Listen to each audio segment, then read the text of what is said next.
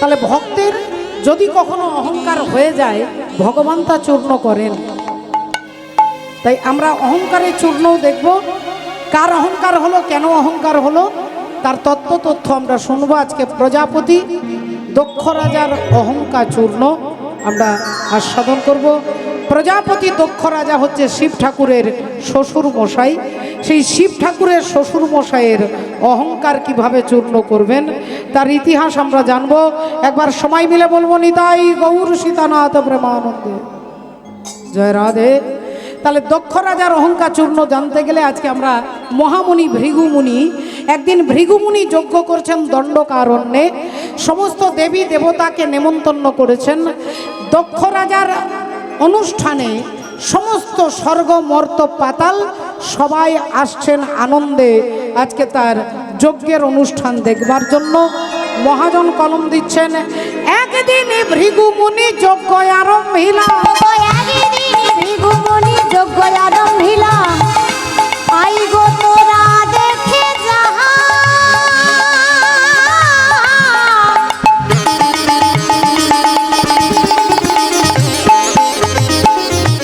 ও নগরে বাসিনী,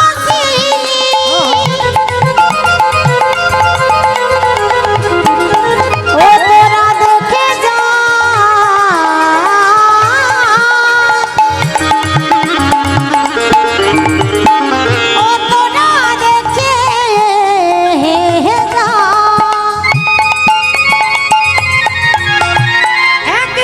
ভৃগুমুনি যজ্ঞ আরম্ভিলা, ভৃগুমুনি যজ্ঞ আরম্ভিলা, আর ত্রিভুবনের দেবগণে নিমন্ত্রণ কইলা, ত্রিভুবনে দেবীগণে নিমন্ত্রণ কইলা, ত্রিভুবনে দেবীগণে নিমন্ত্রণ কইলা।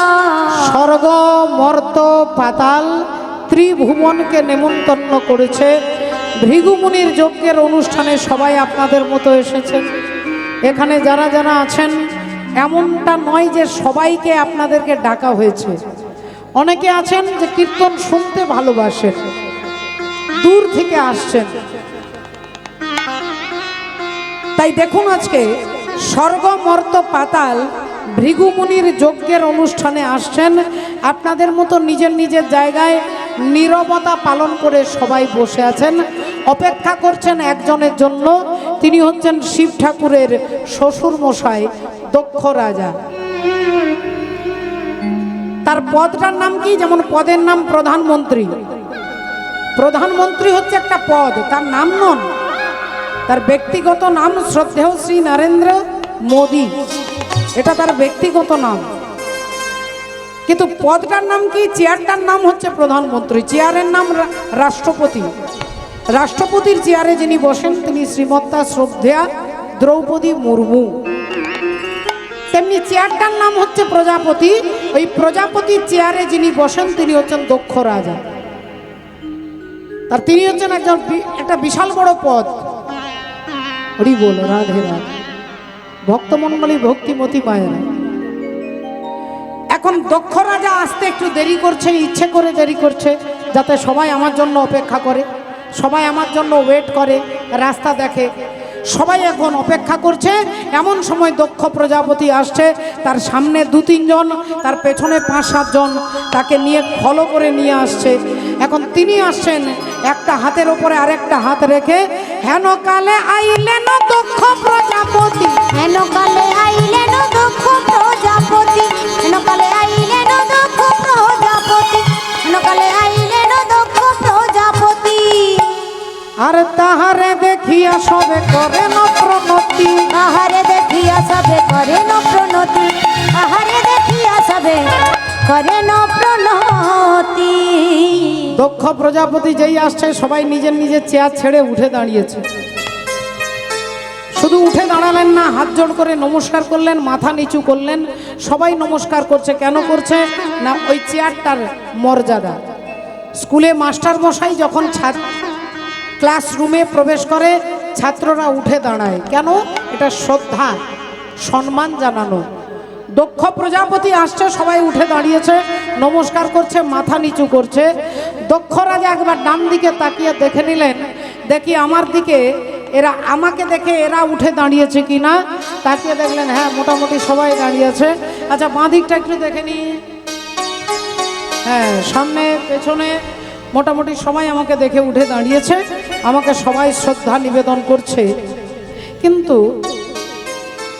দেখলেন ডান দিকের কোণে 3টে চেয়ারে 3 জন বসে আছে, যারা উঠেও দাঁড়াচ্ছে না, হাত জোড়ও করছে না, মাথা নিচুও করছে না। দক্ষ রাজা ভাবলেন এই 3 জন কে যে আমাকে দেখে উঠে দাঁড়াচ্ছে না? ওখানটা অন্ধকার, কিছু দেখা যাচ্ছে না। ওখানটা অন্ধকার, কিছু দেখা যাচ্ছে না, তাই পরিষ্কার বুঝতে পারছি না যে 3 জন বসে আছে তারা কে, একবার ভালো করে দেখি তো। আর যেই ভালো করে দেখতে গেলেন অমনি দেখলেন প্রথম চেয়ারেই বসে আছেন আমার বাবা। আমার বাবা বসে আছে গো। দক্ষ রাজা বলছেন আমার বাবা। দক্ষ রাজার বাবার নাম কি না? সৃষ্টিকর্তা ব্রহ্মা। তাই ব্রহ্মাজি বসে আছেন। ব্রহ্মার ডান পায়ের বুড়ো আঙ্গুল থেকে দক্ষ রাজা জন্ম হয়েছে। তাহলে যিনি আমাকে জন্ম দিয়েছে তিনি আমার বাবা। তাহলে বাবা তো ছেলেকে প্রণাম করবে না, বাবা তো ছেলেকে উঠে দাঁড়িয়ে হাত জোড় করবে না। তাহলে বাবা বসে আছে, বেশ করেছে, ভালো করেছে। আচ্ছা বাবার পাশের চেয়ারে কে বসে আছে দেখি। যেই আবার ভালো করে দেখতে গেলেন দেখলেন বাবার পাশের চেয়ারে যিনি বসে আছেন তিনি আমার বাবারও বাবা। আমার বাবারও বাবা, তার মানে আমার দাদু। তাহলে আমার দাদু বসে আছে, দাদু তো আর আমাকে দেখে নমস্কার করবে না। দাদু কে না? তিনি হচ্ছেন ভগবান বিষ্ণু। আচ্ছা দাদুর পাশের চেয়ারে কে বসে আছে একটু দেখি। আর যেই দেখতে গেলেন অমনি মুখ দিয়ে বেরিয়ে গেল গালিগালাজ। যিনি বসে আছেন আমি তার নাম বলবো না, আপনারা নিজেরাই বুঝতে পারবেন।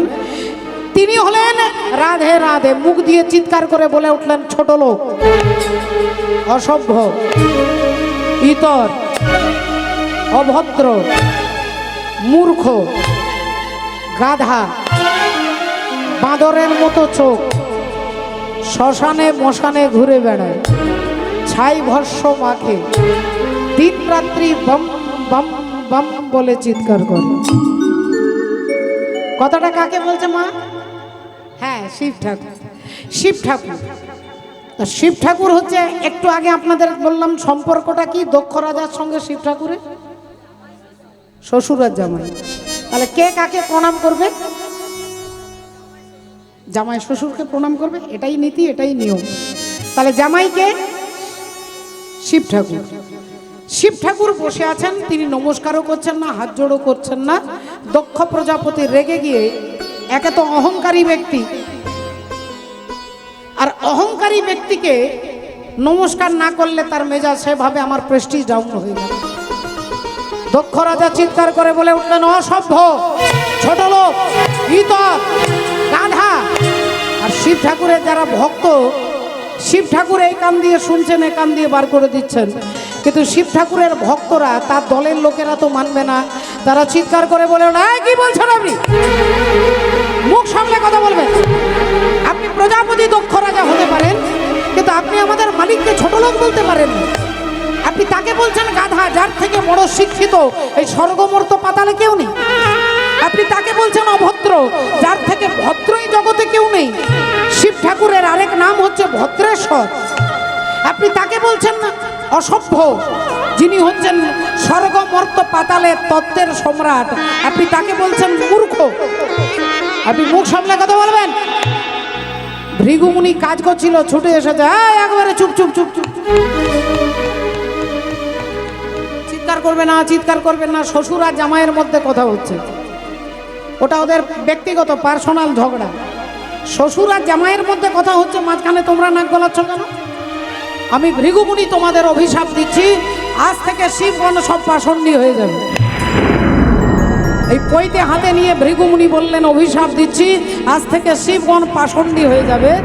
শিব ঠাকুরের ভক্তরা বলে উঠলেন বাবা বাবা, খুব ভালো। দোষটা করলেন উনি, আর অভিশাপ দিচ্ছেন আমাদেরকে। তাহলে শুনুন, আমরা আপনাকেও ছেড়ে কথা বলবো না। আপনি ব্রাহ্মণ ভৃগুমুনি হতে পারেন, আমরা অভিশাপ দিচ্ছি আজ থেকে ব্রাহ্মণ হবে লক্ষ টাকার ভিখারি। আজ থেকে ব্রাহ্মণ হবে লক্ষ টাকার ভিখারি। রাধে রাধে। এ কথা যেই বলেছেন বাবা দেখলেন পরিবেশ ভালো নেই, করোনা 3 নাম্বার ঢেউ মনে হয় চলে আসছে। হরি বল। এখানে থাকলে হবে না, এখান থেকে সোজা বেরিয়ে যাই। এই বাবা ভোলেনাথ আনন্দে ভগবানের নাম স্মরণ করতে করতে যাচ্ছে, ভগবানের নাম গাইতে গাইতে যাচ্ছে। শ্রীকৃষ্ণ গোবিন্দ হরে মুরারে, হে নাথ নারায়ণ বাসুদেব। শ্রী কৃষ্ণ গোবিন্দ হরে মুরারে, হে নাথ নারায়ণ বাসুদেব। শ্রীকৃষ্ণ গোবিন্দ হরে মুরারে, হে নাথ নারায়ণ বাসুদেব। শ্রী কৃষ্ণ গোবিন্দ হরে মুরারে, হে নাথ নারায়ণ বাসুদেব। একমাত্র স্বামী সখা হমারে, একমাত্র স্বামী সখা আমারে, হে নাথ নারায়ণ বাসুদেব।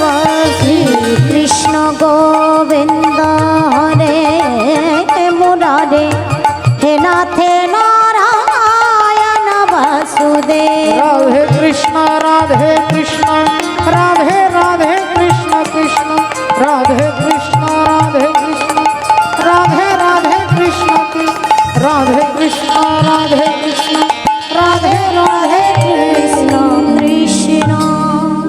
যেই বাবা ভোলেনাথ বাড়ি এসেছে, ওখানে তাকে এতগুলো অপমান করা হয়েছে, তিনি একান দিয়ে শুনে একান দিয়ে বার করে দিয়েছে। বাড়িতে এসে যেই বসেছেন, অমনি মা সতী, দক্ষ রাজার মেয়ে, মা সতী বলে উঠলেন, স্বামী বসবেন না, বসবেন না, বসবেন না, আপনার বসার সময় নেই, আপনাকে নেমন্তন্ন করা আছে। আজ 1 মাস আগে থেকে আপনাকে মহামুনি অগস্ত্য ঋষির আশ্রমে কীর্তন হবে, আপনাকে নেমন্তন্ন করে গেছে, আপনার মনে নেই? যেই বলেছে শিব ঠাকুর উঠে দাঁড়িয়েছে, তাই তো, তাহলে আমি চললাম কীর্তন শুনতে। আর যেই বলেছে চললাম, অমনি মা সতী সামনে দাঁড়িয়ে বলছে, বলি আমিও তোমার সঙ্গে যাব, আমিও তোমার সঙ্গে যাব, ও স্বামী আমিও তোমার সঙ্গে যাব। আমিও তোমার সঙ্গে যাব। তুমি আমার সঙ্গে গিয়ে কি করবে? বলে আমি তোমার সাথে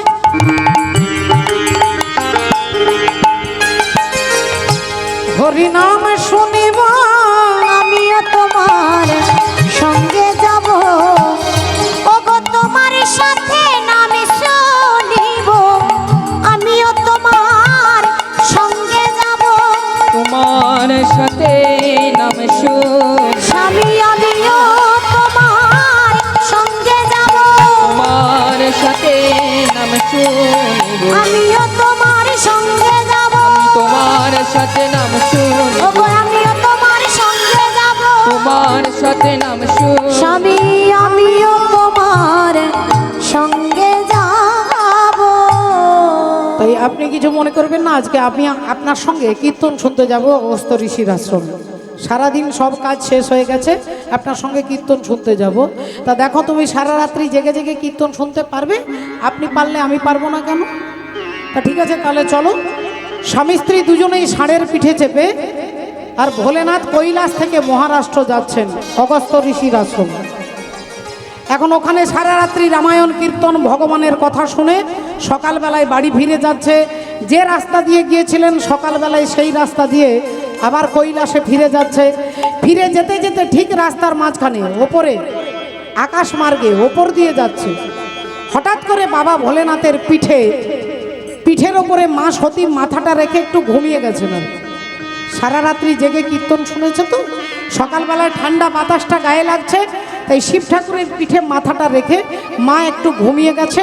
আর হঠাৎ বাবা ভোলেনাথ হাতে তালি দিচ্ছে আর চিৎকার করছে, খুব ভালো, খুব ভালো। হাতে তালি দিচ্ছে, চিৎকার করছে, খুব ভালো, চমৎকার, চমৎকার। এখন মা ঘুমিয়েছিল, ঘুমটা ভেঙে গেছে।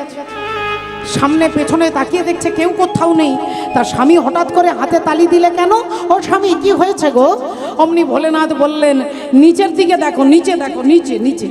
আর যেই নিচে তাকিয়েছে, দেখছেন নিচে তখন গাছের তলায় ভগবান রামচন্দ্র ত্রেতাযুগ একটা গাছকে জড়িয়ে ধরে বলছে, ওরে বৃক্ষ, আমি সকাল থেকে আমার সীতাকে খুঁজে পাচ্ছি না, আমার সীতাকে আমি খুঁজে পাচ্ছি না। তুই তো অনেক উঁচু, অনেক লম্বা, তুই আমার সীতাকে দেখেছিস? বল না রে বৃক্ষ।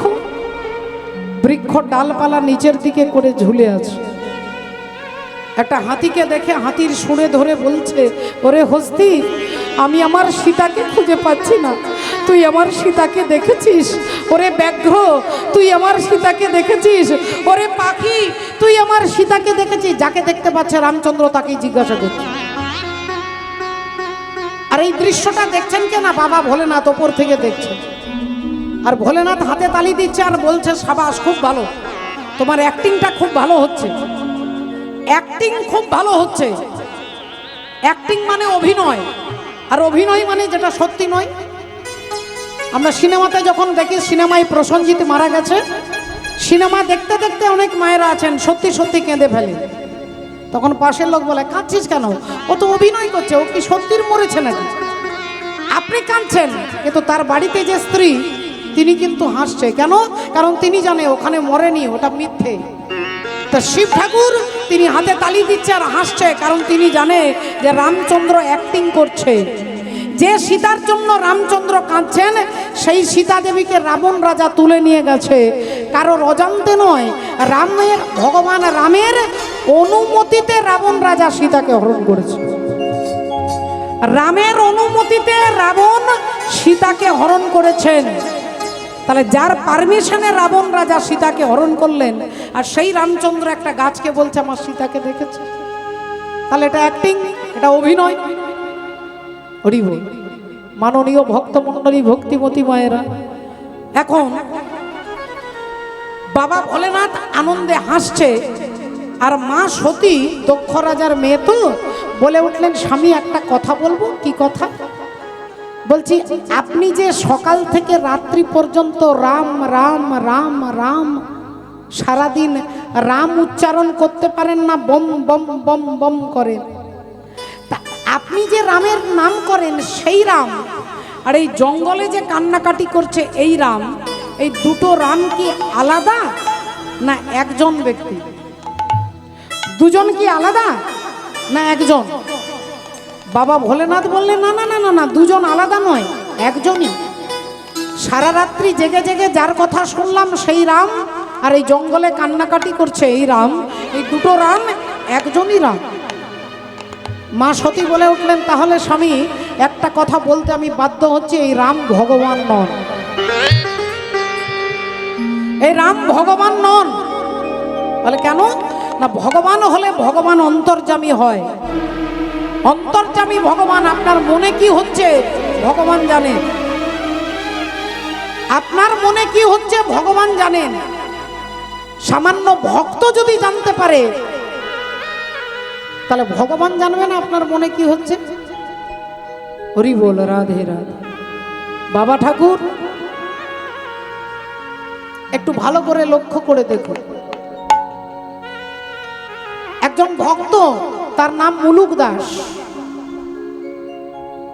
অযোধ্যায় গেলে, যদি যান অযোধ্যায়, মুলুক দাসজির নাম জিজ্ঞাসা করলেই তার সমাধি মন্দির আপনাদেরকে দেখিয়ে দেবে। সেই মুলুক দাসজি যখন পড়াশোনা করতেন তখন তিনি নাস্তিক ছিলেন। সাধুর কৃপাতে তিনি এত বড় ভক্ত হয়ে গেলেন, গাছের তলায় বসে সারাক্ষণ শুধু ভগবানের নাম, রাম নাম, রাম সীতারাম, সীতারাম সীতারাম, রাম সীতা, রাম সীতা বলতে বলতে তার দেহটা আর আমাদের মতো রক্ত মাংসের দেহ নেই। ভগবানের নামে নাম অমৃত হয়ে গেছে। সাধারণভাবে দেখলে মনে হবে রক্ত মাংসের দেহ, কিন্তু ওটা রক্ত মাংসের দেহ নয়। নাম করতে করতে দেহটা চিন্ময় হয়ে গেছে। গাছের তলায় বসে নাম করে। আর পাশের বাড়ির এক গোয়ালা মা, তিনি দধি দুগ্ধ বিক্রি করত। যেদিন বিক্রি হতো না, সবগুলো এনে সাধুর সেবায় দিয়ে যেতেন, লুকিয়ে লুকিয়ে রাখতেন। কেন? তা তার স্বামী হচ্ছে নাস্তিক। স্বামী ওসব ভগবান টগবান ওসব সাধু টাধু বিশ্বাস করে না। তাই লুকিয়ে লুকিয়ে যখন সাধু বাবাকে দিতে যেতেন, ঘরে এসে মারপিট চলতো যে তুই দিবি কেন, ওটার বিক্রি হলে 2 টাকা আসতো, তুই সাধুকে খাওয়াতে যাবি কেন, ওসব ভণ্ড সাধু, ওরা ওসব ওদের কাজ বাজ কিচ্ছু নেই, গাছের তলায় বসে শুধু রাম নাম জপ করে, ওদের কাজকর্ম কিছু নেই, তুই কেন দিতে যাবি। স্বামী চিৎকার করে, অশান্তি করে, মারপিট করে। কিন্তু মা, ভক্তিমতী মা, আপনাদের মতো মা, ভক্তের প্রতি তার এত ভক্তি, লুকিয়ে লুকিয়ে শাড়ি চাপা দিয়ে খাবার, দই রাখে, মাখন রাখে, সাধুকে দিয়ে আসে। আর সেই গোয়ালা আর ওই গোয়ালিনীর একটা 16 বছরের ছেলে, সেই 16 বছরের ছেলেটা মাঠে কাজ করতে গেছে, এমন সময় একটা বিষধর সাপ তাকে কামড়ে দিয়েছে। বিষধর সাপ কামড়ে দিয়েছে, ছেলে মারা গেছে। আর ওই মরা ছেলেটাকে কোলে করে বাবা নিয়ে আসছে, নিয়ে এসে তার স্ত্রীর কাছে রেখে দিয়ে বলছে যে তোর পাপের জন্য এরকম হয়েছে, তুই ওই ভণ্ড সাধুর সেবা করিস, ওই মিথ্যেবাদী সাধুর সেবা করিস, দেখ তোর পাপের জন্য আজকে আমার ছেলেটা মরে গেছে। আজকে গিয়ে তোর সাধু বাবাকে বল, যদি আমার মরা ছেলেটাকে বাঁচাতে না পারে, তাহলে ছেলের সঙ্গে তোকেও আমি চিতাতে তুলে দেব, তোকেও চিতাতে তুলে দেব, আমার ছেলে মারা গেছে, তুইও মরবি। গোয়ালিনী, ছেলে মারা গেছে, মায়ের অন্তরে কি ব্যথা, কি দুঃখ, সে তো আপনারা মায়েরা বুঝছেন মা। কিন্তু স্বামী বলছে সাধু ভণ্ড, স্বামী বলছে ওই সাধু মিথ্যে। তাই আজকে যদি ছেলেটা না বাঁচে, তাহলে ছেলেকে যে চিতাতে তুলবো, তার সঙ্গে তোকেও তুলে দেব। সেই গোয়ালিনী কাঁদতে কাঁদতে এসে মুলুক দাস বাবাজির কাছে এসে বলছে, বাবাজি, আপনার ভজনে আমার সন্দেহ নাই, আমি আপনাকে পরীক্ষা করতে আসি নাই বাবাজি, আপনার ভজন পরীক্ষা করতে আমি আসি নাই।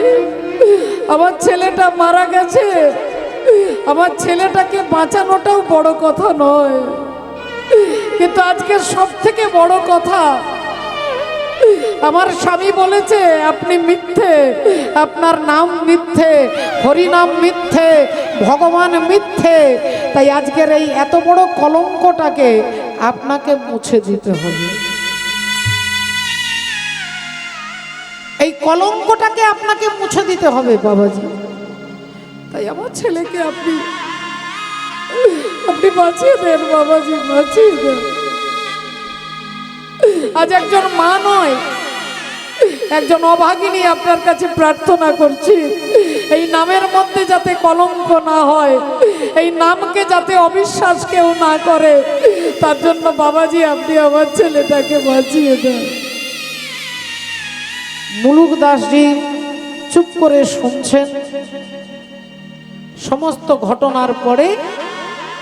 তিনি তার চিমটা হাতে ছিল, চিমটা, আর সেই চিমটা নিয়ে তার এই বুড়ো আঙুলের নখের মধ্যে ঢুকিয়ে দিয়েছে, নখের মধ্যে ঢুকিয়ে দিয়েছে।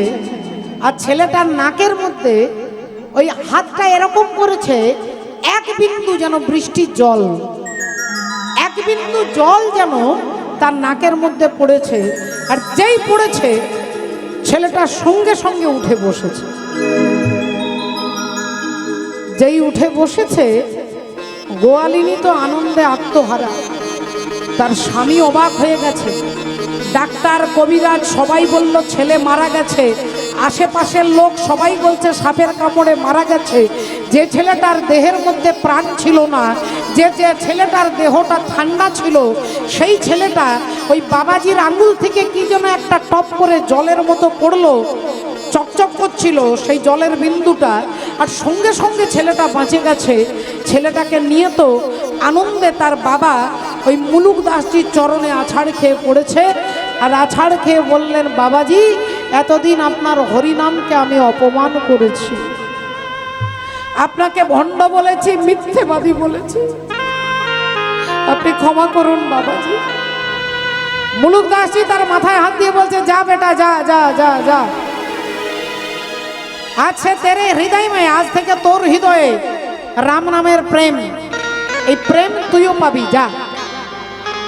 হরি বল। গোয়ালিনী বললেন, বাবাজি আপনি নখের মধ্যে চিমটাটা ঢুকিয়ে দিলে তো রক্ত বেরোয়, আপনার হাত থেকে রক্ত নয়, এক ফোঁটা জল বেরোলো, ওই জলটা কি জল? মুলুক দাসজি বলছে, মা এই রাম নাম করতে করতে এই দেহটার মধ্যে রক্তও নেই, পুঁজও নেই, পিত্তও নেই, কিচ্ছু নেই, এই গোটা দেহটা হয়ে গেছে নামামৃত, অমৃত হয়ে গেছে। হরি বল। নাম করতে করতে দেহটা অমৃত হয়ে গেছে, সেই এক ফোঁটা অমৃত তোর ছেলের নাকের মধ্যে ফেলে দিয়েছি, আর এই অমৃতের দ্বারা কি হলো, নয় বিষ হেরে গিয়ে অমৃতের দ্বারা তোর ছেলেটা বেঁচে উঠেছে। হরি হরি বল। তাই সাধুদেরকে অবিশ্বাস করবেন না মা, আপনি বুঝতে পারবেন না, আপনার বোঝার যোগ্যতা হয়তো নেই, অবিশ্বাস করবেন না, আপনার বিশ্বাসটাতে কাজ করবে, সাধু কাজ করবে না। আপনার বিশ্বাসে, বিশ্বাসে মিলাই বস্তু তর্কে বহুদূর। আপনি যদি বিশ্বাস করেন, একটা পাথর হাতে নিয়ে যদি বলেন এই পাথরের থেকে ভগবান তুমি এসো, ওই পাথর থেকে পরমাত্মা শ্রীহরি আপনার কাছে এসে দাঁড়াবে। তাই ভক্তিমতী মায়েরা, আজকে কি ঘটলো দেখুন। এখন মা সতী বলে উঠলেন, আমি চ্যালেঞ্জ করে বলছি আপনার রাম ভগবান নন, কারণ ভগবান যিনি হবেন তিনি অন্তর্যামী হবেন, আর অন্তর্যামী হলে রাম বুঝতে পারতেন যে তার সীতাকে রাবণ হরণ করে নিয়ে গেছে। তাহলে ইনি ভগবান নয় বলে একটা গাছকে জিজ্ঞাসা করছে আমার সীতা কোথায়, একটা পাখিকে জিজ্ঞাসা করছে আমার সীতা কোথায়, তাহলে ইনি ভগবান নন, ইনি অন্তর্যামী নন। আমি চ্যালেঞ্জ করে বলছি রাম যে ভগবান নন, এটা আমি প্রমাণ করে দেব, এটা আমি প্রমাণ করে দেব, বারবার বলছে। আর বাবা ভোলেনাথ বলছেন, সতী তোমাকে মায়া ধরে ফেলেছে, তুমি ভুল করছো, ভগবানকে পরীক্ষা করতে যেও না। যারা যারা ভগবানকে পরীক্ষা করেছে তারা অতল তলে তলিয়ে গেছে বাবা। আজ পর্যন্ত যারা যারা ভগবানকে পরীক্ষা করতে গেছে তাদের সর্বনাশ হয়েছে। তাই তুমিও তো, তোমার সর্বনাশ হবে, তুমি পরীক্ষা করতে যেও না। মা সতী বারবার চ্যালেঞ্জ করছে, দক্ষ রাজার মেয়ে তো, অহংকার একটু আছে ভেতরে। আমি চ্যালেঞ্জ করে বলছি রাম ভগবান নন, আমি চ্যালেঞ্জ করে বলছি রাম অন্তর্যামী নন, বারবার বলছে। এখন বাবা ভোলেনাথ দেখলেন একে বোঝাতে পারবো না, তিনি বেরিয়ে চলে গেছে। আর মা সতী তখন কি করেছেন, মা সতী সীতা সেজেছে। আজ হইয়া জানো কি,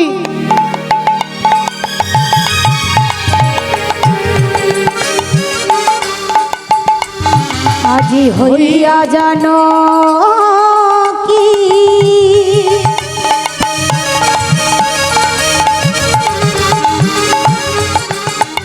আজি সাজিলেন জানো কি,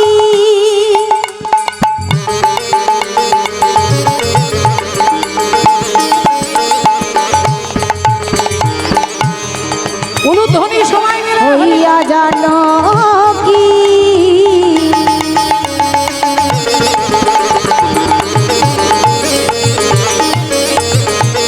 সাজিলেন জানো কি, রামের আগেতে দাঁড়াই,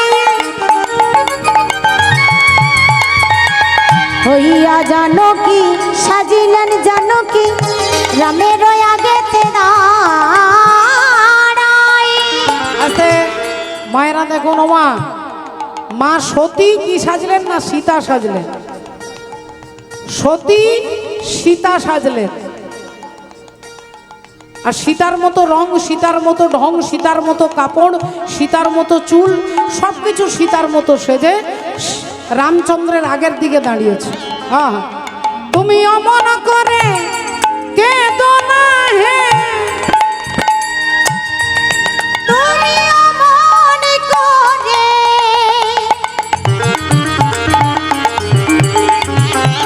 কেঁদো না হে, অমন করে কেঁদো না হে, বলি এই তো আমি এসে গেছি, অমন করে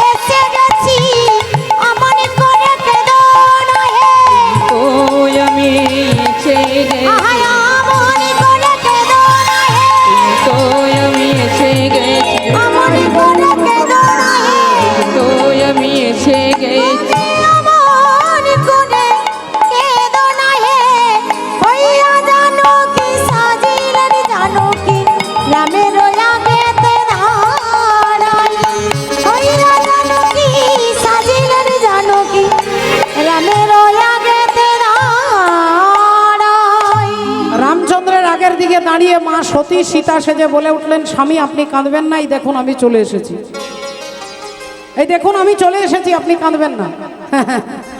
আমি চলে এসেছি, আমি আপনাকে পরীক্ষা করছিলাম আপনি আমাকে কত ভালোবাসেন। আপনি যখন একটা গাছকে জিজ্ঞাসা করছেন আমার কথা, আপনি একটা হাতিকে জিজ্ঞাসা করছেন আমার কথা, তখনই আমি বুঝতে পেরে গেছি আপনি আমাকে খুব ভালোবাসেন, তাই আপনি কাঁদবেন না, এই দেখুন আমি আপনার সীতা চলে এসেছি। যেই এ কথা বলেছেন অমনি প্রভু রামচন্দ্র দুহাত দিয়ে চোখের জলটাকে মুছে নিয়েছেন। আর যেই চোখের জলটাকে মুছে নিয়েছে, মা সতী মনে মনে চিন্তা করছে, দেখেছো আমি চ্যালেঞ্জে জিতে গেছি, আমি চ্যালেঞ্জে জিতে গেছি।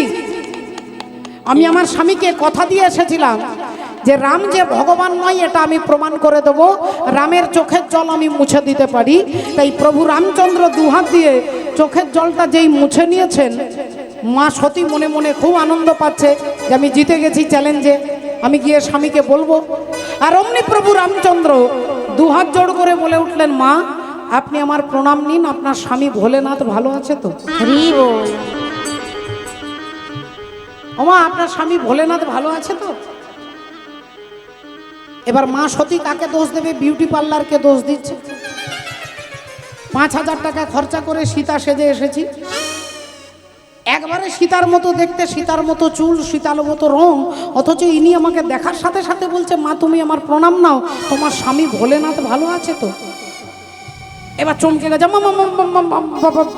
বলছি আপনি কি করে জানলেন আমি আপনার সীতা নই? ভগবান রামচন্দ্র বললেন, মা যিনি আমার সীতা তিনি আমার আগের দিকে দাঁড়ায় না, তিনি আমার পেছনে দাঁড়ায়। রামের পেছনে সীতা আর সীতার পেছনে লক্ষণ।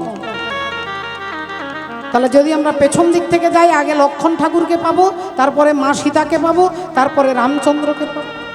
তাহলে লক্ষণ হচ্ছে আগে গুরু, লক্ষণ হচ্ছেন গুরু তত্ত্ব, গুরু। তাহলে আগে গুরু, তারপরে ভক্তি হচ্ছে সীতা। তাহলে গুরুর কৃপার পরে হচ্ছে ভক্তি, আর ভক্তির পরে ভগবান। তাহলে তুমি কেমন সীতা, তুমি রামের আগের দিকে দাঁড়িয়ে আছো। যেই বলেছে উনি মা সতী তাড়াহুড়ো করে ছুটে যাচ্ছেন স্বামী ভোলেনাথের কাছে। আর ভোলেনাথ চোখ বন্ধ করে ভাবছে, দেখি এখন সিরিয়ালে কি হচ্ছে, ওখানে কি হচ্ছে একটু দেখি। এখন তিনি চোখ বন্ধ করে দেখছে, আর যেই সতী ঘরে ঢুকেছে অমনি ভোলেনাথ বলে উঠলেন, সব ঠিক আছে তো? সব ঠিক আছে তো? হ্যাঁ হ্যাঁ সব ঠিক আছে। কি হলো ওখানে? কি আর হবে, আপনি যাকে দিনরাত্রি আপনি যাকে প্রণাম করেন সে আমাকে প্রণাম করলো। এবার মায়েরা আপনারা বলুন, আপনারা ভেবে দেখুন। হরি বল, হরে কৃষ্ণ। মাননীয় ভক্তমণ্ডলী, ভক্তিমতী মায়েরা, আপনারা দেখছেন মাত্র 1-2 দিন আগে দেশের প্রধানমন্ত্রী নরেন্দ্র মোদী, সেই নরেন্দ্র মোদীজি একটা সামান্য ঝালমুড়ির দোকানে গিয়ে তিনি সেখানে ঝালমুড়ি কিনে খাচ্ছেন। এবার ওই দোকানদার যদি চিৎকার করে বলে যে তাহলে আমার দোকানটা কত ভ্যারাইটিস, কত দামি, যে দেশের প্রধানমন্ত্রী এসে ঝালমুড়ি খাচ্ছে, তাহলে আমি এই পশ্চিমবাংলার সব থেকে দামি দোকান, এটা যদি তিনি বলেন, এটা ভুল না ঠিক? আপনারা বলুন, ভুল? নরেন্দ্র মোদী তিনি তার উদারতাই গেছেন ওখানে, তিনি এত বড় ব্যক্তিত্ব, তিনি গেছেন দোকানে, দোকানটার উজ্জ্বলতা বেড়ে গেছে। আজকে সেই দোকান যেখানে হাজার হাজার মানুষ যাচ্ছে, যে ওই দোকানে গিয়ে প্রধানমন্ত্রী ঝালমুড়ি কিনে খেয়েছে। তাহলে এটা প্রধানমন্ত্রীর উদারতা, দোকানটার বিশেষত্ব নয়। আপনি প্রতিদিন হাতে ঝাড়ু নিয়ে ঘরে ঝাড়ু দিচ্ছেন, আপনার কাছে এসে চ্যানেল দাঁড়াচ্ছে না, কিন্তু যদি দেশের প্রধানমন্ত্রী হাতে ঝাড়ু নেয়, সঙ্গে সঙ্গে খবরের কাগজে সর্বত্র ছাপা হয়ে গেল। তাহলে ঝাড়ুটা যদি বলে আমি খুব দামি, আমাকে প্রধানমন্ত্রী হাতে নিয়েছে, এটা যেমন অহংকার হবে। মা সতী বলছে যে আপনি যাকে দিনরাত্রি প্রণাম করেন সে আমাকে প্রণাম করলো। যেই এ কথা বলেছেন, বলে দিয়ে শিব ঠাকুরের বাঁ দিকে বসতে যাবে, আর বাবা ভোলেনাথ বাঁ দিকের আসনটাকে চেঞ্জ করে ডান দিকে করে দিয়েছে। আসনটাকে চেঞ্জ করে ডান দিকে করে দিয়েছে কেন? স্বামীর বাঁ দিকে বসে স্ত্রী, আর ডান দিকে বসে মা, কাকিমা, জেঠিমা, ভাগ্নি, ভাইজি, এরা সব ডান দিকে, আর বাঁ দিকে কে বসে না? স্ত্রী। তাহলে মা সতী হচ্ছে শিব ঠাকুরের স্ত্রী। যেই বাঁ দিকে বসতে যাবে অমনি শিব ঠাকুর আসনটাকে চেঞ্জ করে ডান দিকে করে দিলেন। তিনি বুঝিয়ে দিলেন, মুখে কিছু বললেন না, তিনি করে দেখাচ্ছেন, ত্যাগ করে দেখাচ্ছেন, মুখে বলছে না। আমরা ত্যাগের কথা বলি কিন্তু ত্যাগ করতে পারি না। আর উনি ত্যাগের কথা বলছে না, ত্যাগটা করে দেখাচ্ছে। বাঁ দিকের আসনটাকে চেঞ্জ করে ডান দিকে করে দিলেন। তিনি বুঝিয়ে দিলেন, আজ থেকে তুমি আমার স্ত্রী নও, আজ থেকে তুমি আমার গুরু মা। আমার গুরু হচ্ছে রাম, আর রামের স্ত্রী হচ্ছে সীতা, গুরু মা। তুমি সীতার রূপ ধারণ করেছো, তাই আজ থেকে স্ত্রীর মর্যাদা নয়, আজ থেকে মায়ের মর্যাদা পাবে। ওগো ঝিয়ের পেটে মায়ের জন্ম, বলি তোমরা ভেবে করবে কি? ওই চাঁদের গায়ে চাঁদ লেগেছে, তোমরা ভেবে করবে কি? চাঁদের গায়ে চাঁদ লেগেছে, তোমরা ভেবে করবে কি? তাদের গায়ে তাদের ও গো ঝিয়ের পেটে মায়ের জন্ম, ঝিয়ের পেটে মায়ের জন্ম, তোমরা ভেবে করবে কি? হরি বল। তাদের গায়ে চাঁদ লেগেছে, তোমরা ভেবে করবে কি? তাদের গায়ে চাঁদ লেগেছে।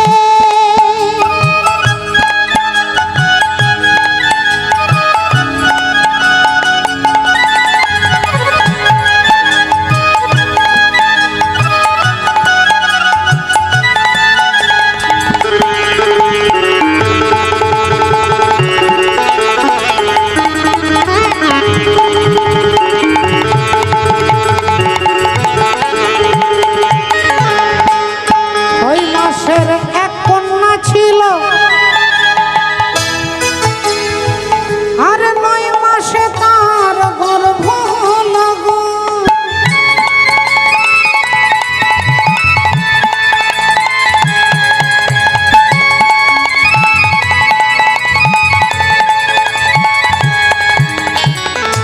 ছয় মাসের এক কন্যা ছিল, আর 9 মাসে তার গর্ভ হলো গো। বলি 11 মাসে 3টি সন্তান, 11 মাসে 3টি সন্তান। ও যে কোনটা করবে ফকিরি? চাঁদের গায়ে চাঁদ লেগেছে, তোমরা ভেবে করবে কি? চাঁদের গায়ে চাঁদ লেগেছে, তোমরা ভেবে করবে কি? চাঁদের গায়ে চাঁদ লেগেছে। হ্যাঁ, এবার মায়েরা আপনারা বলুন, মা দুর্গার কটা ছেলে আর কটা মেয়ে? কটা ছেলে মা? আঙ্গুল দিয়ে দেখায়। আর কটা মেয়ে? মেয়ে দুটোর নাম কি? মেয়ে দুটোর নাম লক্ষ্মী সরস্বতী। লক্ষ্মী সরস্বতী তারা কে হন? মা দুর্গার মেয়ে। আচ্ছা, এবার মা দুর্গাকে সৃষ্টি করছেন 3 জন দেবতা, ব্রহ্মা বিষ্ণু মহেশ্বর। তাহলে আপনাকে সৃষ্টি করেছে আপনার বাবা, তাই তো আপনি তাকে বাবা বলেন। তাহলে মা দুর্গাকে সৃষ্টি করছেন ব্রহ্মা বিষ্ণু মহেশ্বর। এবার মা দুর্গা গিয়ে ভগবান বিষ্ণুকে বলছে, আপনি আমাকে গ্রহণ করুন। ভগবান বিষ্ণু বললেন, আমি তোমার বাবা, তুমি আমার মেয়ে। তাহলে ভগবান বিষ্ণু হচ্ছে বাবা। আচ্ছা, বিষ্ণুর স্ত্রীর নাম কি? ভগবান বিষ্ণুর স্ত্রীর নাম? হ্যাঁ হ্যাঁ হ্যাঁ, লক্ষ্মীর ভান্ডার পান তো, তাই মুখস্থ আছে। মা দুর্গা বাবা হচ্ছে ভগবান বিষ্ণু, আর বিষ্ণুর স্ত্রী হচ্ছে লক্ষ্মী। তাহলে মা দুর্গার বাবা যদি বিষ্ণু হন, তাহলে বাবার স্ত্রী কে হবে? আপনার বাবার স্ত্রী আপনার কে হয়? মা। তাহলে মা দুর্গার বাবা যদি বিষ্ণু হয়, বিষ্ণু স্ত্রী যদি লক্ষ্মী হয়, তাহলে মা দুর্গার লক্ষ্মী কে হচ্ছেন? এক্ষুনি বললেন মা দুর্গার মেয়ে হচ্ছে লক্ষ্মী, আবার এক্ষুনি উল্টে চলে গেল কি? মা দুর্গার মা হচ্ছে লক্ষ্মী। ঝিয়ের পেটে মায়ের জন্ম, ঝিয়ের পেটে মায়ের জন্ম, তোমরা ভেবে করবে কি? হইয়া চাঁদের গায়ে চাঁদ লেগেছে, তোমরা ভেবে করবে কি? চাঁদের গায়ে চাঁদ লেগেছে। ঘর আছে তার দুয়ার নাই,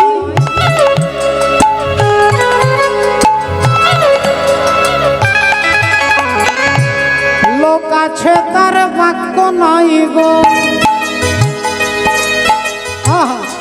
কে তাহারে আহার যোগায়, কে বাদায় সন্ধ্যা, কে তাহারে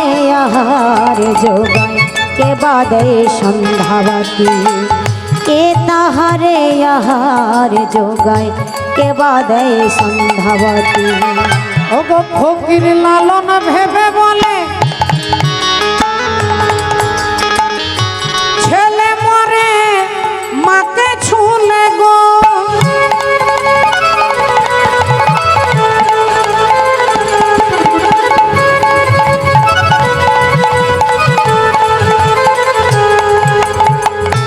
ফকির লালন ভেবে বলে ছেলে মরে, ছেলে যদি মরে যায় যদি তার মাকে ছুঁয়ে দেয়, হরি বল রাধে রাধে, ছেলে মাকে ছুঁয়ে দিলেই ছেলে মরে যাবে। তো সেই ছেলেটা কি আর মা বাকে, মায়ের কোলেই তো ছেলে থাকে। আপনি কি বলছেন? বলেন ছেলে মরে মাকে ছুলে।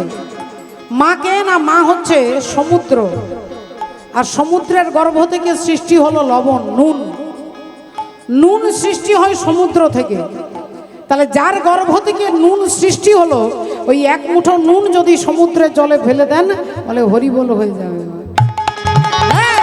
বলি এই কই কথার তত্ত্ব নইলে, এই কয় কথার তত্ত্ব নইলে ওগো তার হবে না ফকিরি। চাঁদের গায়ে চাঁদ লেগেছে তোমরা ভেবে বলবে কি? চাঁদের গায়ে চাঁদ লেগেছে তোমরা ভেবে বলবে কি? চাঁদের গায়ে চাঁদ লেগেছে, চাঁদের গায়ে চাঁদ লেগেছে, চাঁদের গায়ে চাঁদ লেগেছে।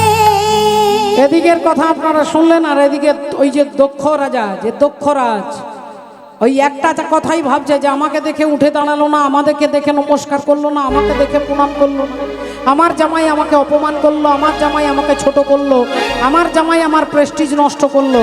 সারাক্ষণ এই কথাই ভাবছে যে আমাকে দেখে কেন প্রণাম করবে না।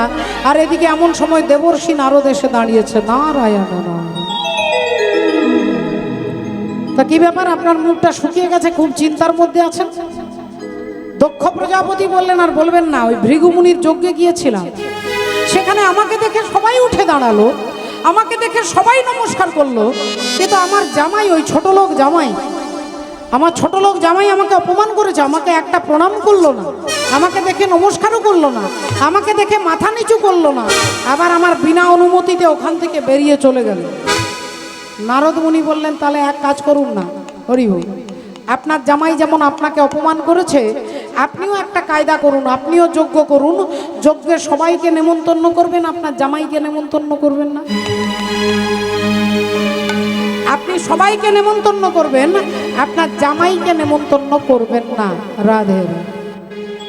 ও ভক্তিমতী মায়ের, এখন যেই এ কথা বলেছে ভাবলেন তাহলে তো আইডিয়াটা খারাপ নয়, তাহলে আমিও একটা বাড়িতে যজ্ঞ করাবো, যজ্ঞে সবাইকে ডাকবো, শুধু শিব ঠাকুরকে বাদ দিয়ে দেব। এই ভেবে দক্ষ প্রজাপতি আনন্দে নেচে উঠলেন, বললেন ঠিক বলেছেন। সুন্দর করে চিঠি লিখলেন, আর চিঠিগুলো লিখে বললেন সবার নামে লিখে দিয়েছি, শুধু শিব ঠাকুরকে বাদ দিয়ে দিয়েছি। তাহলে সবার ঘরে ঘরে চিঠি আপনাকে দিয়ে দিতে হবে। নারদ মুনি চিঠিগুলো হাতে নিয়ে, আর তিনি যাচ্ছেন আজকে চিঠি বিলি করতে। আজ যেথা প্রজাপতি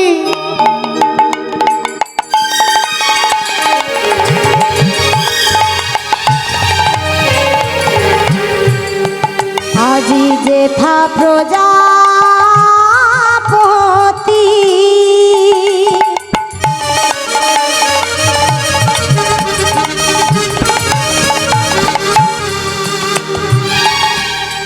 যেথা প্রজাপতি। ভক্তমণ্ডলী, ভক্তিমতী মায়েরা, নারদ মুনি একে একে চিঠি ইন্দ্র, চন্দ্র, বরুণ আদি সমস্ত দেবতাদের দিচ্ছে। যেথা প্রজাপতি চলিলেন অতথি, ওগো যেথা প্রজাপতি চলিলেন অতথি, বিনা যন্ত্র করে লইয়া। যেথা প্রজাপতি ওগো চলিলেন অতথি, বিনা যন্ত্র করে লইয়া। ওই বিনাই তান ধরি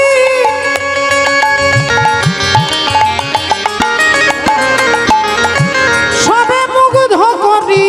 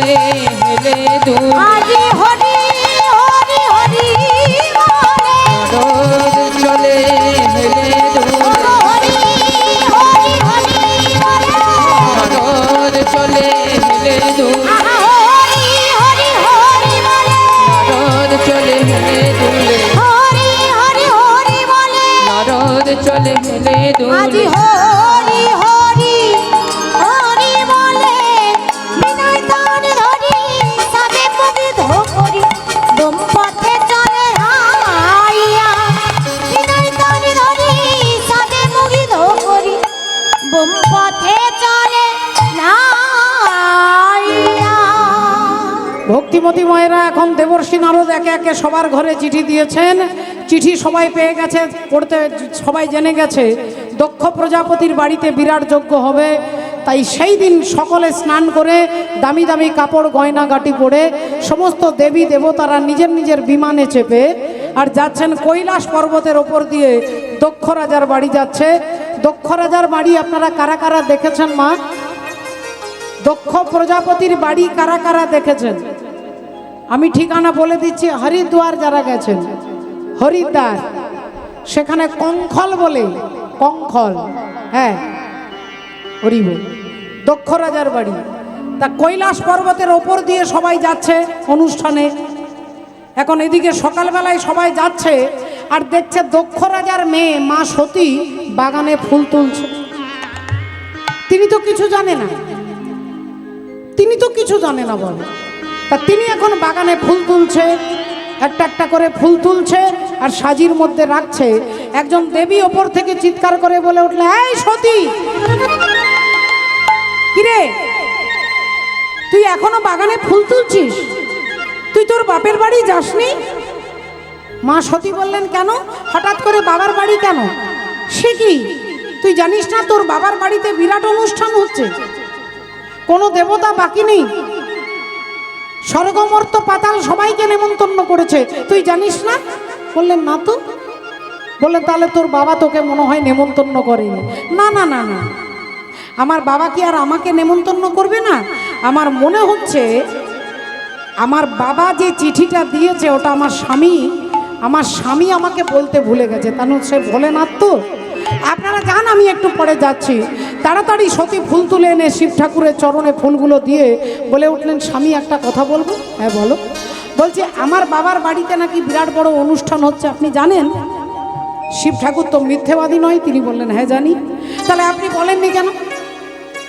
আপনি আমাকে যদি রাত্রেও বলতেন তাহলেও আমি ব্যাগ ট্যাগ সব গুছিয়ে নিতাম। আপনি বলেননি কেন? বাবা ভোলেনাথ বললেন, দেখো সতী, তোমার বাবার বাড়িতে বিরাট অনুষ্ঠান হচ্ছে, কিন্তু তোমার বাবা আমাকেও বাদ দিয়ে দিয়েছে, আর যেহেতু তুমি আমার স্ত্রী তাই তোমাকেও বাদ দিয়ে দিয়েছে। আমাকেও বাদ দিয়ে দিয়েছে, তোমাকেও বাদ দিয়ে দিয়েছে, অসম্ভব। আমার বাবা আমাকে নেমন্তন্ন করবে না, এটা কখনো হতে পারে? তাহলে নিশ্চয়ই কোনো কারণ আছে, বলুন কারণটা কি? এবার শিব ঠাকুরকে বলতে হবে যে ভৃগুমুনির যজ্ঞের অনুষ্ঠানে গিয়েছিলাম, ভৃগুমুনির যজ্ঞের অনুষ্ঠানে গিয়েছিলাম, সেখানে তোমার বাবাকে দেখে সবাই নমস্কার করেছিল, কিন্তু আমি চোখ বন্ধ করে গোবিন্দের ধ্যান করছিলাম। আমি গোবিন্দের ধ্যান করছিলাম, তাই তোমার বাবা যে কখন এসেছে আমি জানতে পারিনি বলে আমি নমস্কার করতে পারিনি, আর তোমার বাবা ভেবে নিয়েছে যে আমি ওনার শত্রু। ভক্তিমতী মায়ের আমরা সব কিছু ভেবে নিই বাবা। শত্রু আপনি ভাবছেন, অনেক সময় দেখবেন বাড়িতে বাড়িতে, বনে বনে, ভাইয়ে ভাইয়ে কেউ কারোর সঙ্গে কথা নেই। বড় ভাই ভাবছে মেজো ভাই আমার শত্রু, আর মেজো ভাই ভাবছে দাদা আমার শত্রু। কিন্তু দেখা যাবে কেউ হয়তো কারোর শত্রু নয়, কিন্তু নিজেরা মনে মনে ভেবে নিচ্ছে। আচ্ছা দেখুন, এখানে ফ্যানটা চলছে, এতগুলো ফ্যান চলছে, আপনাদের আরাম লাগছে। আচ্ছা এটা যদি বন্ধ হয়ে যায় কি করবেন আপনারা? বলবেন জেনারেটর ম্যানকে বলবেন, ভাই পাখাগুলো চালিয়ে দাও। তাহলে এই ফ্যানটা চলছে, আপনাদের আরাম লাগছে, আপনারা আনন্দে বসে আছেন, কীর্তন শুনছেন। আচ্ছা এই ফ্যানটা যদি পৌষ মাসে রাত্রি 12টার সময় চলে কি করবেন? রাত্রি 12টার সময় যদি পৌষ মাসে চলে, বলবেন না এই জেনারেটর ম্যান ফ্যান বন্ধ করো, বন্ধ করো, বন্ধ করো, মরে গেলাম, বন্ধ করো।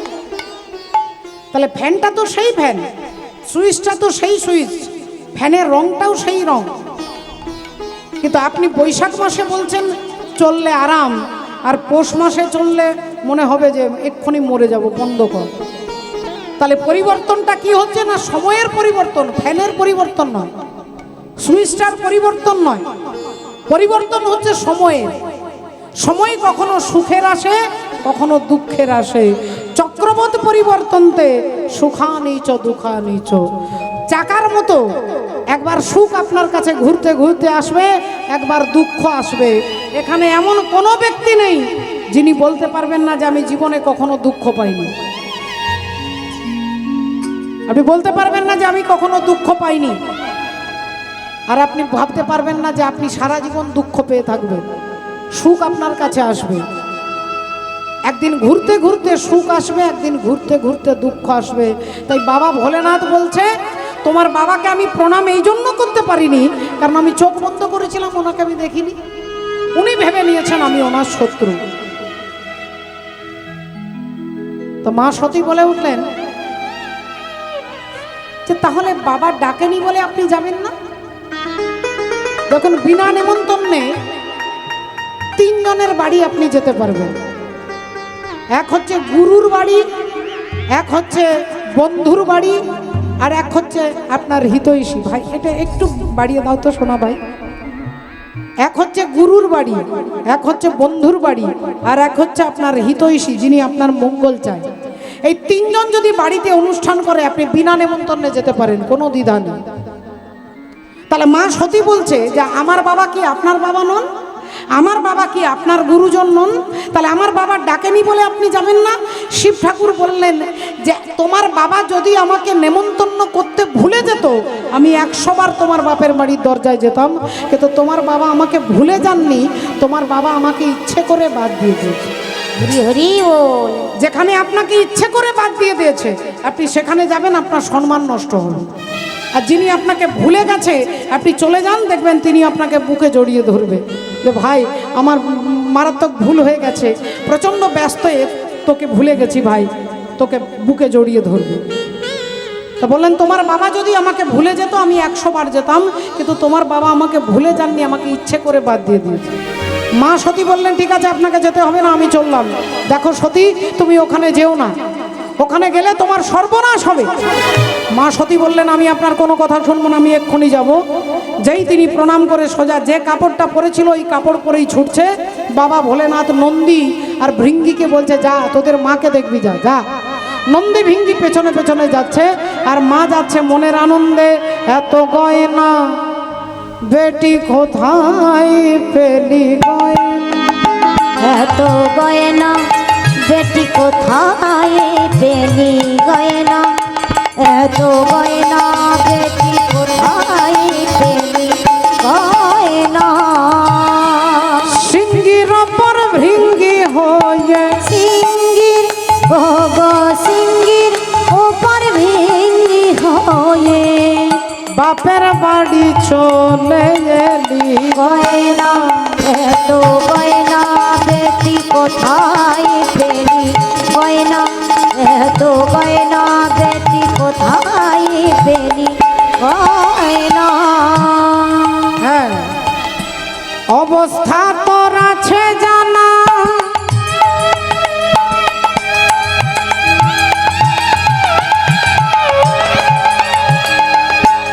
ভাতের ওপর নুন জোটে না। অবস্থা তোর আছে জানা,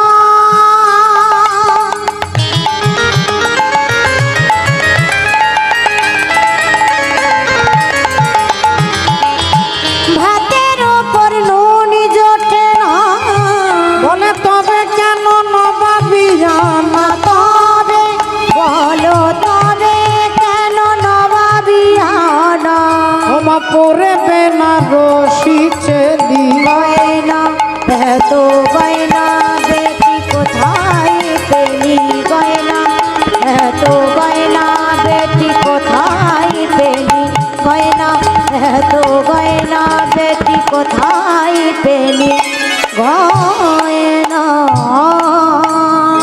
ভক্তমণ্ডলী ভক্তিমতী মায়েরা ঘটনা কি ঘটলো দেখুন। এখন মা সতী বিনা নিমন্ত্রণে যাচ্ছে, ভাবতে ভাবতে যাচ্ছে যে আমার বাবা আমাকে দেখলে খুব খুশি হবে, আমার বাবা আমাকে দেখলে বুকে জড়িয়ে ধরবে, আমার বাবা আমার মাথায় হাত বুলিয়ে দেবে, আমার বাবা আমাকে আশীর্বাদ করবে, আমার বাবা আমার কপালে চুমু খাবে, আমার বাবা আমাকে দেখলে খুব খুশি হবে। এই ভাবতে ভাবতে তিনি চলে গেছে বাপের বাড়ি। আর দক্ষ প্রজাপতির 60খানা মেয়ে, মানুষ 60টা মেয়ে, অদিতি, দিতি, অবিশ্যা, কাশ্যা, ক্রোধবসা, শৈলা, থামরা, পিড়ি, দনু, মিনি, সুরক্ষা, সরমা, কদ্রু, কলাবতী, কলা, কাষ্ঠা, কন্দলী, কালিকা, কলহপ্রিয়া, প্লমচা, রাসনা, সুখী, ভীষণা, ভূষণা, শ্রদ্ধা, লক্ষ্মী, ধৃতি, তুষ্টি, মতি, স্মৃতি, বসু, শান্তি, অশ্বিনী, ভরণী, কীর্তিকা, রোহিণী, মৃগশিরা, আদ্রা, পুনর্বসু, পুষ্যা, অশ্লেষা, মঘা, পূর্ব ফাল্গুনী, উত্তর ফাল্গুনী, হস্তা, চিত্রা, সাথী, বিশাখা, অনুরাধা, জ্যেষ্ঠা, মূলা, পূর্ব ভাদ্রপদ, উত্তর ভাদ্রপদ, শ্রবণা, ধনিষ্ঠা, শতভিষা, রেবতী, পূর্বষাঢ়া, উত্তরষাঢ়া, সতী। 59টা মেয়ে যাচ্ছে নেমন্তন্ন পেয়ে।